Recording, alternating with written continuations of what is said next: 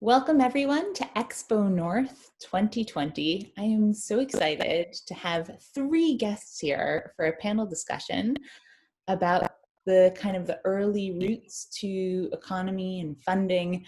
And they're from very different places. We have Dave, who is an investment executive. Hi, Dave. Hi, everyone. We have Paul, who's a senior finance and investment manager. Hi, Paul. Hi there. And we also have Murray, who is a loan officer. Hello.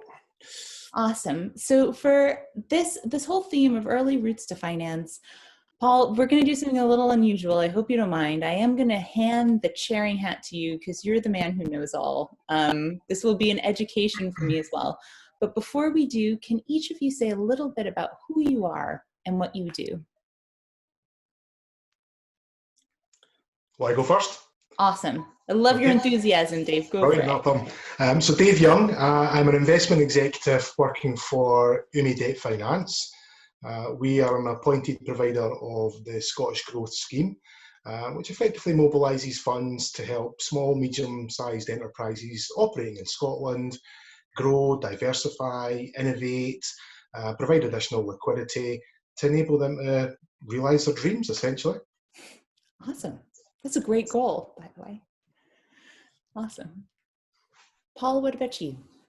Yeah, thanks, Jessica. I'm Paul Callaghan. I'm the Senior Finance and Investment Manager for Highlands and Islands Enterprise. And what I basically do is I work with all the account managers who cover all of the Highlands of Scotland, and working with businesses who are looking to grow their business through accessing some form of external finance, debt, or potentially equity, and all that's in between those two, which we might touch on later. Gosh, that's amazing. That's really great. And Murray? Yeah, I work for a company called DSL Business Finance. You'll have to excuse my croaky voice. I've got a bit of a cough at the moment, so apologies for that. Yeah, I work for a company, DSL Business Finance. We're a not-for-profit organisation based in Glasgow. We're same as Dave, we are delivering part of the Scottish Growth Scheme. So on the lower end of the scale, businesses turning over up to, lending up to 25,000 there. We also have access to a number of other products which are suitable for start-up businesses in particular, but also expanding businesses as things go forward as well. And hopefully, as Dave says, fulfilling their dreams and ambition. You guys are dream makers. I like this. So Paul, please kick us off. How do we enter this world of finance? Yeah, great. Yeah, so it's a shame that XpoNorth couldn't take place as was planned. But it's great you're able to do this session in some form, kind of digitally, maybe a slightly condensed version. So yeah, all three of us on the panel here have at least one thing in common, and we're all former bankers. We've all worked in some part of the banking operations over the years, whether that be business banking or commercial banking. So we've been around a long time, and we've worked with businesses. I know the background to all three of us actually. So we've worked with businesses in all different sectors: healthcare, agriculture, legal, creative industries, life sciences, you name it. We've covered most sectors, I think, all of us at one point or another. So our paths have taken slightly different routes.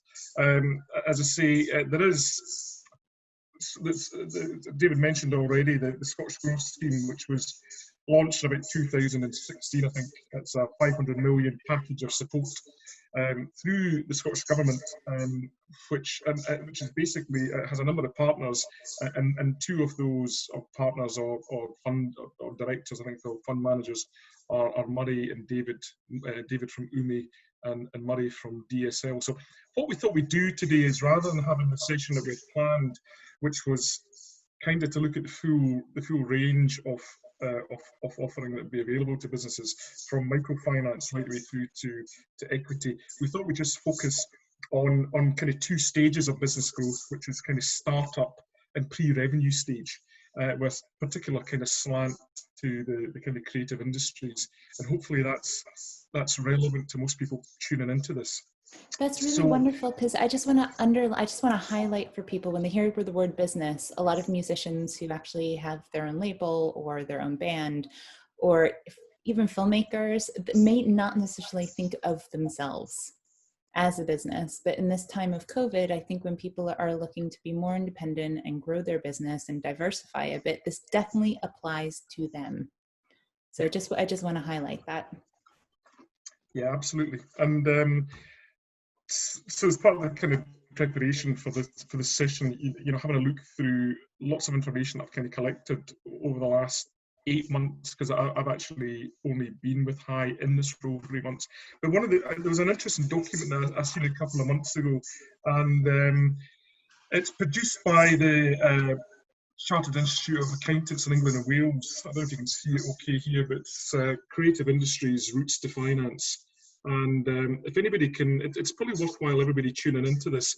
If they can find, it's quite easy to find the link on Google, just having a quick look. And it's a really interesting document. We can include it below as well for people. You can, great, okay. It gives lots of really good information on kind of routes to finance for creative industry businesses. As you see in the other businesses, there's one interesting comment in particular, which I thought was great. It's part of the summary for this document. And it talks about better awareness amongst creative organisations of alternative sources of equity and debt finance beyond traditional bank lending greatly enhances the potential development and resilience. I like that, because I think that's valid for every single sector. That's not just valid for creative industries, but for a long time, and probably still very much so in our region and Highlands Enterprise, businesses of all shapes and sizes, all different sectors, tend to head down the road, if they still have one, to a local branch or to their bank, who they have their bank account with, to source finance. I think it's really important that businesses are aware, or start to become aware, of all the other various sources of finance that they can tap into. So Dave's not based in the Highlands, Murray is based in the Highlands, but you can access Dave as easily as you can access Murray, and hundreds more lenders and sources of finance around the country. So we're just going to touch on some of this today. So I'm going to cover, I suppose I'm going to ask Dave and Murray to give us a bit about debt finance. And debt finance really is less to do with startup and pre-revenue businesses, and more to do with businesses that are revenue generating. Because with any form of debt, you have to remember it's going to have to get repaid. So to repay that, you're going to have to be selling something or making money to repay that debt. Through the Scottish Growth Scheme, so both these businesses offer something slightly different. Murray, you can explain to us in a second, Murray, under your roof also falls a startup loan company, I think. So when we talk about microfinance, or maybe just pass to Murray to start, and maybe Murray, if you can just explain, Dave can add to this as well, what's microfinance? Yeah, that's a very good question, and I think it's a term that's branded around a lot, but to the layman, probably, what is it? Basically, it's funding to the micro enterprises, which the definition of is less than 10 employees and less of a turnover of less than 2 million, which covers roughly, I think it's about 98% of all businesses. So it's a very, very vast market out there. DSL, we as I say, we're a small company. There's only 10 of us covering the whole of Scotland. We only deliver in Scotland as well. And part of our funding operations is mainly a startup basis. We're a delivery partner for the Startup Loan Company, as well as the Scottish Growth Scheme. And basically, we will look to lend funds to businesses on the basis of the business plan, so pre-trading, but with obviously an idea that the funds are going to be coming in fairly soon after startup. So it's not research and development funding. It's purely as businesses are a way to start their income streams happening there. We can lend between 500 and 25,000 to either an individual as a personal loan for business purposes through the Startup Loan Company, or through the Scottish Growth Scheme to the business of 25,000 as well. We do have other funds available through ourselves as DSL. We're also able to lend under the EFG scheme, which is currently on hold because of the new CBILS, as you're aware about probably. But we are licensed to do that, and that's another string to our bow, let's say. If they don't fit into the criteria of other funders, we have other things we can look at as well. So, there's options there.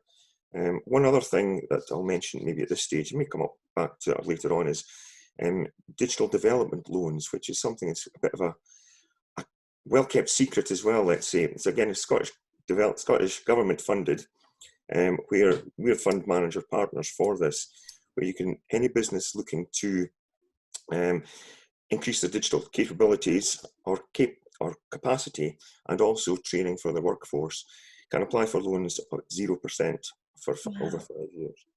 And that's between £5,000 and £100,000, so it's quite substantial, and obviously it's quite popular as well. The only criteria there, apart from meeting the ones I've just mentioned there, is that you have to be trading for 6 months. So it's not a... That's great.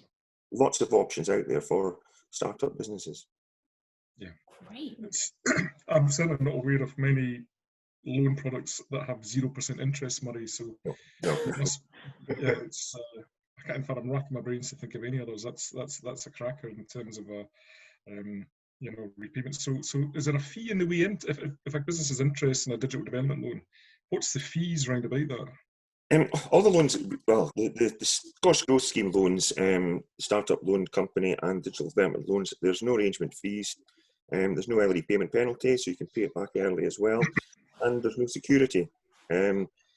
Even down the digital development loan aspect, there's no personal guarantees required for directors either, so it is totally unsecured, so there's no risk to individuals on that basis. So yeah, when you say something's too good to be true, you probably think it is, but no, there's no catches.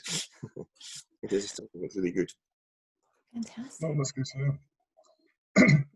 Dave, I'm thinking about the kind of loan products for UMI.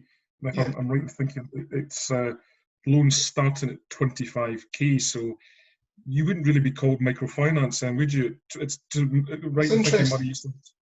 Yeah, no, it's interesting. I was actually searching around Google earlier on today looking for what is the definition of microfinance, and there's just so many different definitions of it, and I think it's evolved over the years and has different almost incarnations of the term.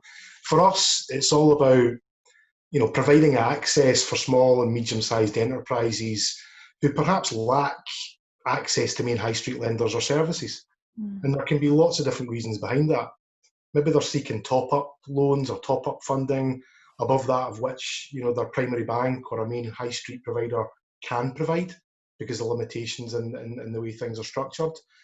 Perhaps a borrower doesn't have a long-standing proven trading history, and therefore it's maybe just seen as a bit more high risk. Perhaps they're a young, high-growth business, either just at that first kind of stage of starting to generate revenue, or they've got limited security that they could provide to a lender. Perhaps they operate in a sector that doesn't naturally fit the model that most of the high street lenders might normally work within. We're in an ever-evolving kind of world these days where new technologies and new subsectors of industry are coming along. And so we try to be an enabler for these types of sectors and businesses where maybe they are hitting a brick wall when they go down a traditional route. Perhaps they're not. But I think from our point of view, it's all about making sure access is there for the particular businesses concerned. Yeah, I think that's the thing. It's whatever stage a business is at, whether it be creative industries or any other sector, I think they have to.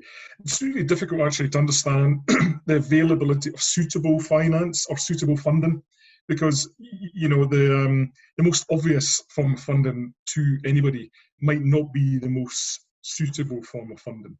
I know you've got very different offerings as part of the Scottish Growth Scheme, but Murray, you mentioned the digital development loan. It's just a good example, isn't it, of I wonder if you did a straw poll of any 100 businesses in Scotland, how many businesses would have heard of the digital development loan?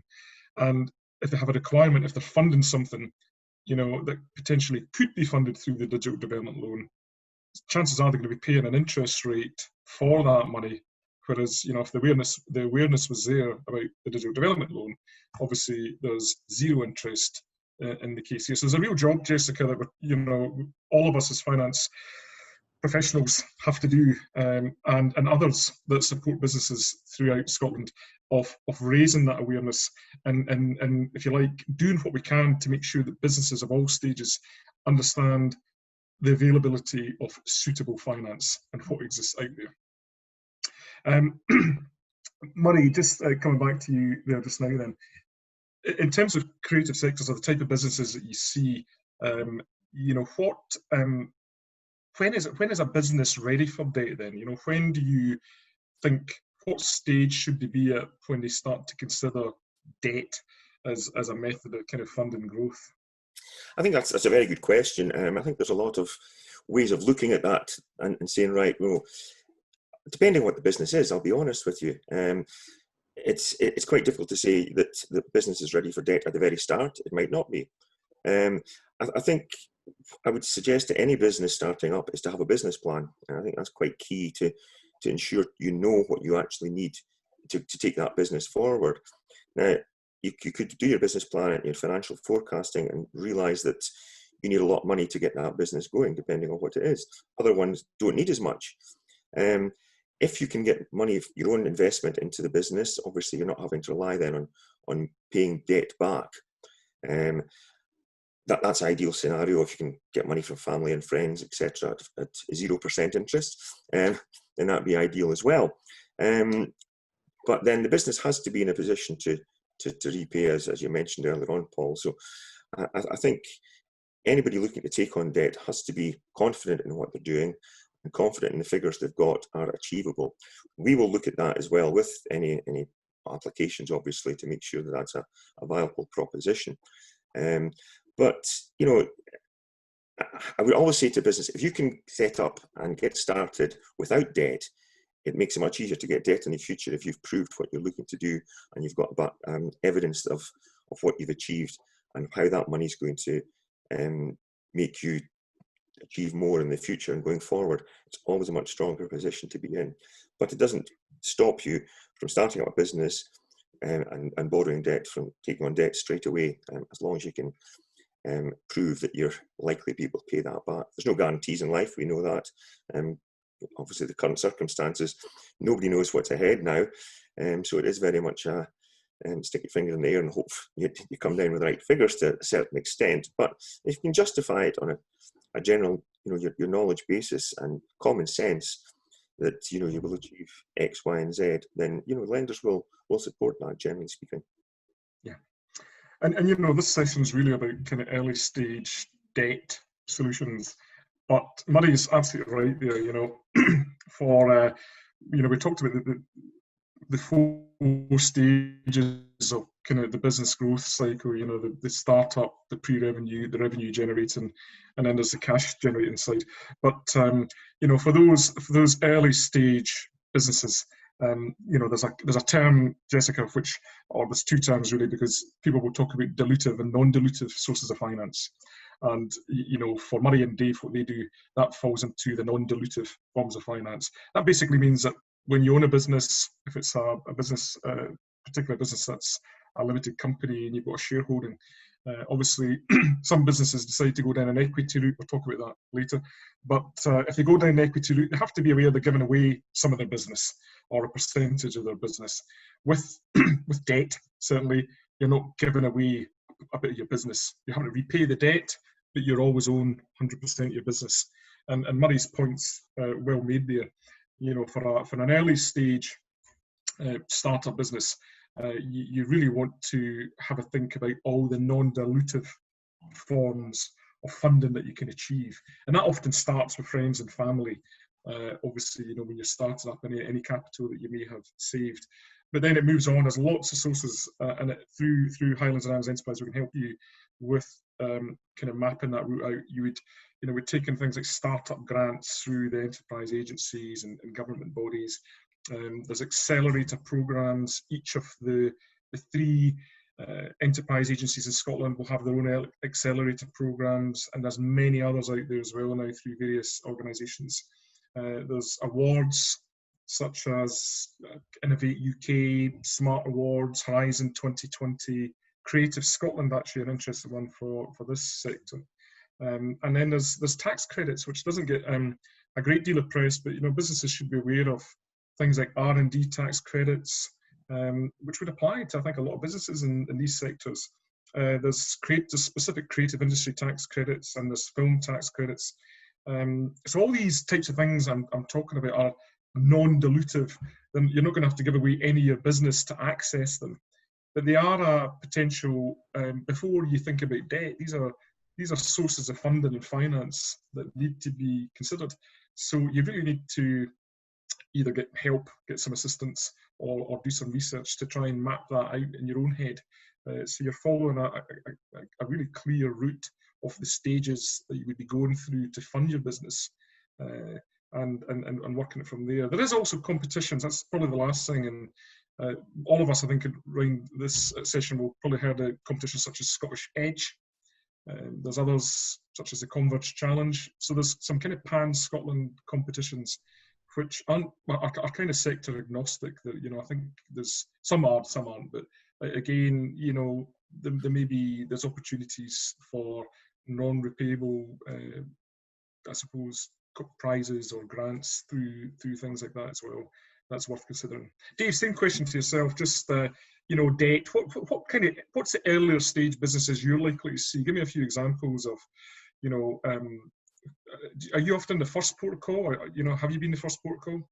We sometimes can be. There's no, coming back to that original question, and I think Murray's points that he raised are absolutely valid, and he hit the nail on the head with so many of them in terms of when is a business ready for debt. No definitive one-size-fits-all answer. Essentially, any borrowed money, as long as it's being put to good use and can generate a higher return than what it costs to borrow, that's your good starting point. Comes down to that term that in banking and finance people often bounce around of return on investment. So one way to think about it, when you're planning your business growth or your business actions and you're thinking we need cash flow to do this, it's what's the return on that investment? Am I going to be making enough? Is my profit going to outweigh the cost of the debt and the interest? If it isn't, you maybe want to be thinking twice about taking on debt. Unless you and your lender are comfortable that maybe held reserves, equity, cash injection in the background can support the debt through that kind of growth and development stage.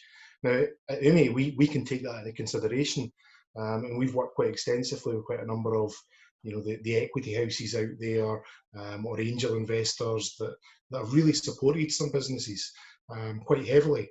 And as long as we can feel comfortable with the plan that's in place, the credibility of the forecasts and numbers, then we can support that with a degree of a debt package to enable it to get to that economies of scale where all of a sudden the cash flow and the profitability shows through to generate the ongoing repayment. So yeah, debt's one type of solution, as you alluded to, and it's a vehicle, if you like, to achieve a funding need to kind of allow for cash flow generation. And the thing is there with debt, it leverages against the profit of a business more than anything else. And you mentioned it, Paul, about keeping control and not giving away part of the business. And that's the one key thing with debt funding, is it does keep you in control of what is yours. You're not giving away any equity, and very few lenders at the lower level of lending, in the grand scheme of things, sub £250,000 of lending, very few lenders are going to be putting in covenants. The data tests and the hurdles, the measurements that get put in place by lenders to make sure your business is hitting certain metrics throughout the life cycle of a debt loan. Very few of that will happen with debt funding. So again, it minimises that level of influence and control that a third party could have over your business. Now, in terms of us at UMI, one of the key sectors that we've looked at over the last 12, 18 months has been the creative industry sector, particularly in the tech space, the digital space. A lot of businesses there that have been developing apps or using some form of technology to kind of innovate within their business or pass those services on to third parties. Also, within the design world, and I mean the tangible design world in terms of designing new products, intellectual property, developing trademarks. So there's been a whole range of opportunities that have came our way, opportunities for businesses that we've been more than happy to support. So if you're now and you've went through all the cash that I discussed a second ago, you've looked at grants, you've looked at accelerator programs and awards through bodies such as Creative Scotland. You've done all of that. But you feel that you've got, you start to sell something, or you're selling a service or a product, and you're looking to raise debt for the first time. How should a business position that? What should they be coming to you with? What information do you need? Because we've all seen, the word viable comes up an awful lot when you talk about debt. Is it a viable proposition? And different lenders will assess viability differently. But for Murray and Dave, I'll start with yourself, Murray.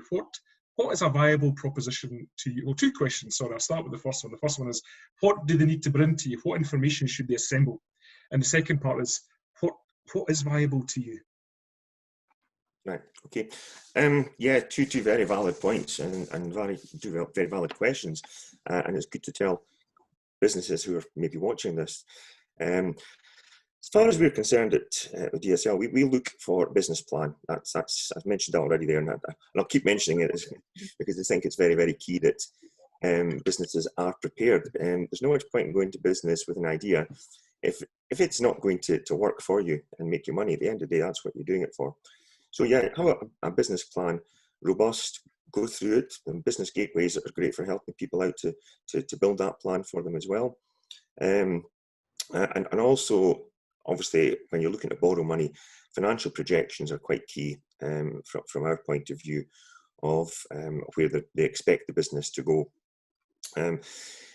I would say with that as well, they have to be realistic. It's all very well saying that you're going to achieve X amount of pounds, but how are you going to do it? And that's the other thing, assumptions around the figures that you've put down, some background information of how you've calculated where you got that figure from. Now, we will look at these and we will sense check them against other businesses that we know in the similar sector. Are they realistic? To make sure, and we'll advise clients that as well. And at the end of the day, if they come to us and have a good plan and the financials stack up, then we'll take things forward for them. On the other hand, again, if they don't, we'll tell them. And I think that's important. There's no much point in leading the customer on saying, yeah, we'll do this. Well, we might not. A quick no is better than a slow no, definitely. I think that's appreciated more that way as well. And I think that's quite key to making sure that the application going forward is going to be supported. One other thing that, as a lender, we look at is the individuals behind the business. Ideally, they'll have some experience or experience that they can transfer into that sector. Now, for instance, somebody had been working in customer services and in a shop, for instance, for many years and wanted to go and do a bed and breakfast, still dealing with people. So they've got transferable skills to deal on that front. So these are quite strong things we look at as well. Sometimes you get an idea across the table, you think this won't work until you meet the person behind it and you realise, yeah, they'll make it work. So the people behind it is as important as what's written down on paper. And it's meeting them and speaking to them to find out their passion about that, to be able to take it forward. Thanks, Murray. Dave, same question then. What information do you need, and how do you determine viability? Okay, no, yeah, comparable to Murray, and really to complement what he said, I think the point he raised around about what a credit lender or a credit assessment is kind of looking at, what it's all about. The word credit, I always say, it's not just about the credibility of the numbers, the plan, it's also the credibility of the borrower. So it's being prepared, when you come forward, having a good pack of quality information, the ability to talk about your business, which generally, when you ask a business person about their business, it's normally an open-ended book. It's they're very happy to, open up and tell you everything and sit there for hours. But it's answering any of those questions that a lender may raise, because any information that comes forward should hopefully prompt questions. And I'm always a big believer that if it prompts questions and you've captured their interest, they'll probably want to try and find something they can help you with. And Paul, you've known me for many years, and I always try to take a pragmatic approach to lending. Always try and say, think about, when you're applying for any kind of debt or funding, think about it as if you were the lender. Think about what type of questions you would ask and what information you would want to see if someone you didn't know came to you and asked to borrow some of your own money. I think that's a really good starting point. I think as Murray alluded to, business plans, executive summaries, these types of things are critical.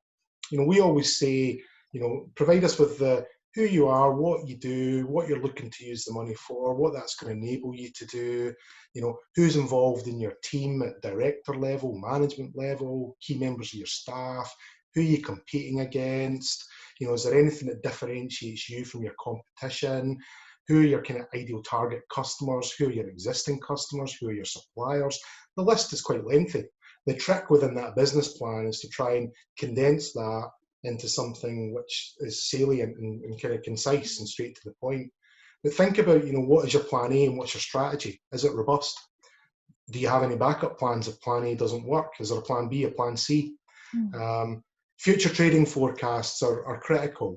I think the clue's in the name of the scheme that both Murray and I are providers of, in terms of it's a Scottish growth scheme.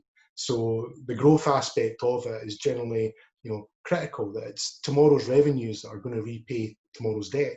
So we need to see that those forecasts are robust, that they're credible, that they've been sense checked, that the risk mitigation's been done, that they're a fair reflection on what the business can achieve. So I always say anybody can put together a spreadsheet of numbers. So it is all about the story behind those numbers, and being able to elaborate on that story and get that message across well. Clients and applicants for borrowing also have to consider, what other funding needs is the business going to require? Is there going to be a need to replace future equipment or vehicles, etc., at some point over the next year, 2, 3, 4 years? That'll all have to be factored in terms of ongoing capital spends and costs in the business. Some lenders will want to see previous trading history, and they will take the past performance as the best indicator of future repayment approach. It is a comfort blanket for a lot of lenders to be able to say the business has got a stable trade, it's demonstrated profitability, positive cash flow over the last couple of years. We can almost hang our hat on that will repay our debt. We take a somewhat different approach in the sense that it's still important. It's still a good measure of the track record of a business and the management team, but particularly for businesses that we fund that are generally in a period where they're looking at either high growth or, to coin the word of choice of late, they're pivoting and moving in a different direction. It's all about what they're going to do now and what they're going to do moving forward that's going to be the enabler for that debt to be paid. And as I said before, that debt creates a certainty. That there's a certainty that you're going to have a cash outflow, unlike equity. You have to be able to demonstrate you're going to be able to pay that. So cash flow is exceptionally important to a lender, and any lender that's taking a prudent approach will want to make sure that that future cash flow is going to be there and sustainable to not only cover the operational costs of the business and its activities, but to repay that additional debt that's going to be in place as well. From our point of view, from a viability point of view, it is all about how credible that plan is, how realistic it is, the ability of that management team to potentially foresee any challenges, put mechanisms in place to combat what they can. There will be some risks out there they just can't mitigate, and it's having an acknowledgement for them. And the key thing to remember, and I'm sure we all know it from our days in banking, is cash is king. And I actually think a lot of business people, in the current climate, given where we are and the immediate, off a cliff of the economy type scenario back in March with everything seizing up, cash has become so important to not only keep the lights on, but to drive that additional activity, to innovate, to do something new. So yeah, we're looking at a whole blended approach. It's about the management team, it's about the governance, it's about the additional external support that they can leverage. It's about their understanding of the marketplace. It's about those transferable skills. And it really is, when we say be an open book when you approach a lender, tell them everything, warts and all. Put it out in the open, have a discussion about it. For some lenders, they may have stricter policies and frameworks than others. Others can work with it and find a way to find a solution for you. May I address the COVID-shaped elephant in the room? Because I feel like a kid in a candy store. All my brain is now firing up with all these amazing opportunities for growth and support. And when we look at the word growth, I keep on thinking of the kind of economic earthquake that has hit a huge amount of industries within Scotland, from people who have their own Airbnb businesses to larger service industries, to, we talked about the focus of a lot of these initiatives on the creative arts. And I know digital and going digital and pivoting to more digital content is a way for businesses to grow. But other than that, is this a good time for growth? And how do you address a lot of companies that now feel incredibly insecure about not just the future, but the current situation of their business? Yeah, it's an interesting point. I often sit and think about this, to be honest, probably too much. I spend too much of my time pondering over it. But if you think about it from a here and now point of view, when businesses have seen a sudden seizure of revenue streams and things have really clamped up and they're looking forward, if you look at those graphs, the kind of recessionary type graphs where you see a massive trough arising, when you're at the bottom of that trough, anything moving forward from that is growth, to be blunt about it. So, from that point of view, it's all about making sure that you've got the liquidity in your business to be able to seize that growth. Having read and looked into a lot of historical recessionary environments, and this one may be completely different, nobody knows, I guess, but whenever a business is trading out of a recessionary environment, cash flow is critical. Otherwise, businesses can end up over trading, and it's generally not the profit side of a business that stops it from trading, it's the cash flow. So, you're right in your point, Jessica, around about the uncertainty, the fear in the marketplace, around about where we are, where we're going to go. And debt, as I've alluded to before, the only certainty that debt will provide on your cash flow and your balance sheet is, an obligation and a cash outflow. But it's also a fuel to enable that additional revenue streams to move through. And there's different types of debt, that can be utilised, whether it be loans, overdraft, cash advances from merchant services, asset finance, invoice discounting. There's loads of different types of debt available. And more often than not, I see businesses that have a blended approach. Whether it be a mixture of some equity going in from themselves, personal investment, going back into the business, whether it be that they've decided that they're going to start building up a nest egg, maybe taking a less of a dividend out of the business and start leaving more money in the business. They're making cost cutting where they can throughout their expenditure on their P&L. And they're also looking at forms of debt that create some degree of flexibility. Now, obviously, there's been a lot of government schemes that have been brought in. And some of them have really distorted the normal lending market in terms of what's available, the structure of them, the interest rates that are applied, and they're all welcome. I always say the more of these schemes that are available, the better.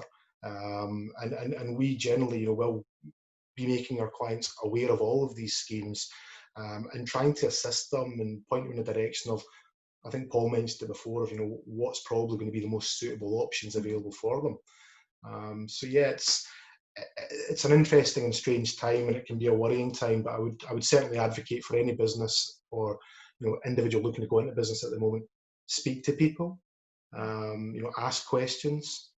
No question is a silly question.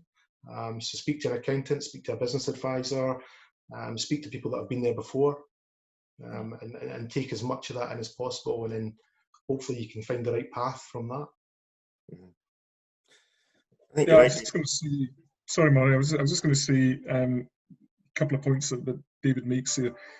There will be sectors that are probably doing really quite well just now. You know, and there are sectors, if you look at some of the investment deals that are happening or being talked about just now in Scotland, you know, so for tech, for life sciences, those involved in PPE manufacture, a whole lot of different reasons behind it, but there are businesses doing really well and businesses really hurting badly, you know, really suffering just now.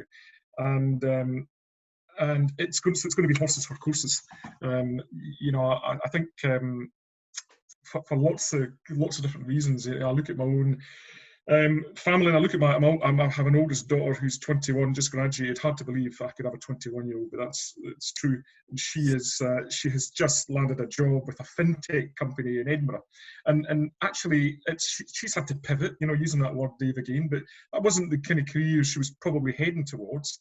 But it's similar enough that, you know, they see her experience being good for them, and it's good for her to look at this opportunity as well. But otherwise, you know, if you're a graduate coming out in 2020, it's going to be a really tough gig out there trying to find something, because there's so few companies. Most companies, it's about resilience just now. It's not about growth. So I understand your question, Jessica. I was involved in a webinar earlier this week, and there is some kind of worrying trends which you know, we'll never quite know. None of us have crystal balls. We're not going to know what the future implications are. But, you know, this webinar was talking about some of the loan products that are available, you know, to businesses just now, and talking about them in the sense of being cheap debt. And, you know, a really great opportunity to source cheap money. And, you know, I just feel that needs to be put in some kind of context, because irrespective of how cheap it is, it's still going to be debt. It's still going to have to be repaid. And when we come out of this and businesses go back to some kind of normality and say they are looking at growth, and say they speak to Dave or Murray or any other lender in the country to try and source debt for growth purposes, they're going to be carrying that debt that they needed to survive. So whatever they raised through the CBILS or the BBILS products is still going to be there. And that's going to impact their ability to leverage additional debt.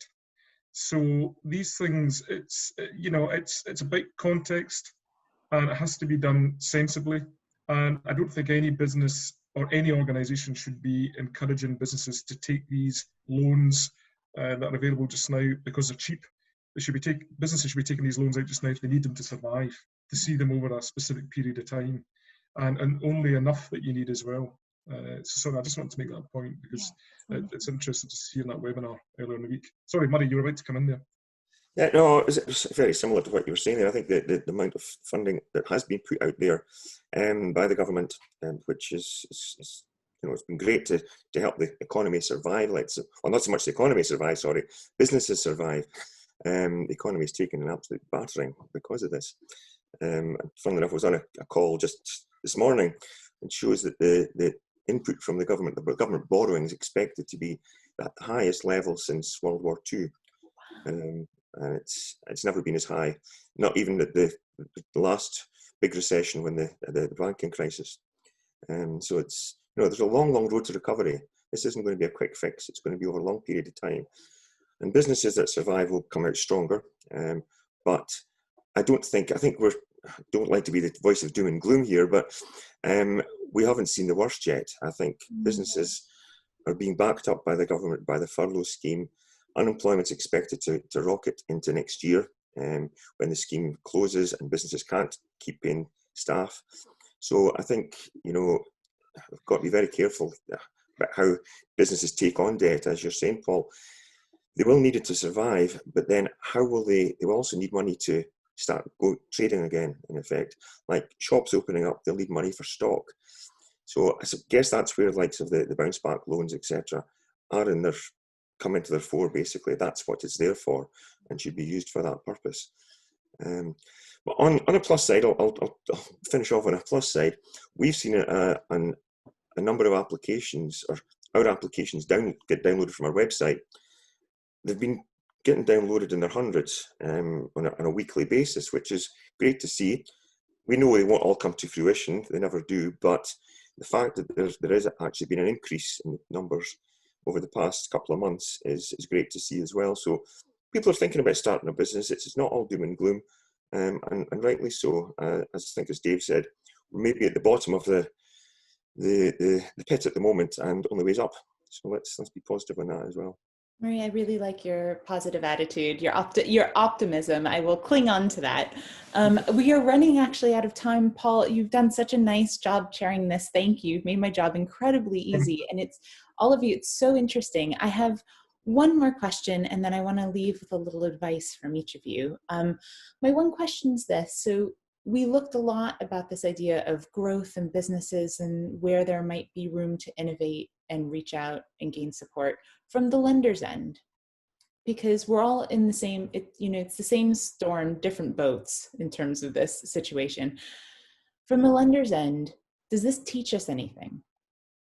Is there room from the lender side of things to pivot, to be more innovative, to maybe redefine what growth looks like, to look at maybe not just investment in one business, but looking at investment in an ecosystem of businesses that seem to support each other? Do you have any takeaways from the lender's end where there might be room for innovation within your sector? I think oh, sorry, you go, Murray. It's okay. I was going to give you guys a chance to think about that one. Because it's maybe easier for me, because I suppose innovation around funding is a big part of the job for me, really, Jessica, because I've kind of got my job is really to have an overview of everything in terms of business finance and funding. So and we've touched on a lot of this today, and we've talked about the 4 stages of kind of business growth, and we've talked about, as I say, that I refer to that document right at the beginning, the Creative Industries Routes to Finance, and the quote around better awareness for businesses around the options available, and really more important than ever for businesses to make sure that they are well financed with the most suitable products, that they understand what's out there, they make the most efficient choices for their business, whether that be debt or whether that be equity. And there is innovation in this sector. The world of finance and funding is going through a huge change. Yeah. And for us, we've got lenders on the phone on the call today. We could easily have had crowdfunders as well. We talked about alternative sources of finance, and let's not forget crowdfunding with rewards-based crowdfunding. So if you are a creative industry, let's say you're manufacturing textiles or something like music, whatever you may be doing, rather than accessing debt, you may decide to tap into your potential customer base or others that share a kind of affinity with what you're doing. And rewards-based crowdfunding is huge, a huge innovation in this sector, and has its place, along with what you'd probably, it's debt crowdfunding, but more commonly known as peer-to-peer lending. There's lots of innovation, lots of different sources, and I would just say for businesses, cast your net far and wide, speak to as many people as you can, bring in advisors that understand the finance options. If it's their job to understand these options well, bring them into your business, ask for their advice and their guidance, because it'll be worthwhile longer term to you to know what's available and how to access it. And I would just finally touch on just equity, just because I think it's important for businesses. Some businesses will want to, or it's kind of cash with a coach here it referred to. Some businesses will feel the right thing is to raise equity and to give some of their company away for the right experience, for the right level of funding. Again, I would probably just say one absolute must for businesses is to understand what they can about SEIS and EIS. These are basically tax reliefs for investors who invest into young startup companies or others. Really important that any of you thinking about equity as a route, you understand about EIS and SEIS, because the businesses will know that you are SEIS or EIS accredited. They're going to want to know that early on. So spend the time to find out if you are, and if you are, then certainly it's the right route for some businesses. But yeah, Jessica, it took a long time there, but really just to say, lots of innovation in the sector, lots of, we could spend another whole session just talking about the various You might different have types to. of companies. That sounds We great. might have to, yeah. You know, there's fintechs, there's digital banks, there's whole loads of new options coming through. So yeah, another session. You know, I'll take you up on that. Let's do a part 2 of innovation in the lending sector. And I would love to meet with all of you again to do that. Can we just end on one line of advice? I always ask people this. It might be a little difficult. It's just throughout your career and throughout working, a little bit of advice that you've found incredibly helpful. It can be anything from don't skip a meal, get more sleep, choose a comfy chair. It can be anything. But just one little bit of advice you found always very helpful. I'll go first on this one, and I think it's actually been mentioned already. Dave mentioned this before, and I think it's quite crucial for any business, particularly at this moment in time. Cash is king, and it's very true. Okay, that's great. I would agree with that completely. I'm going to borrow one from a well-known entrepreneur, and that is surround yourself with people that are smarter than yourself. And learn from them. Simple as that. I've done that throughout my entire career. Brilliant, love that. A nice simple one for me, and that's and a good one for this sector. Just consider the opening night principle that they call it, and that's wherever you're going, if it's funding, whatever type of funding you're looking for, make sure you've done your research, you've got the information as succinct and as clear as it can be. Practice it, and you might only get one chance to get the funding that you require. So do your best, give your best first time. Paul, I love that. My grandfather used to say, "Min was nicht all halbe Arbeit," and in Yiddish that means never show anyone a half-done project or half-done work. So you're quite right. Guys, thank you so very much. All of the links that you talked about, I can include them below for the folks who are watching this. And wish you all the best. Take care, and I can't wait for part 2. Thank you for joining XpoNorth Digital 2020.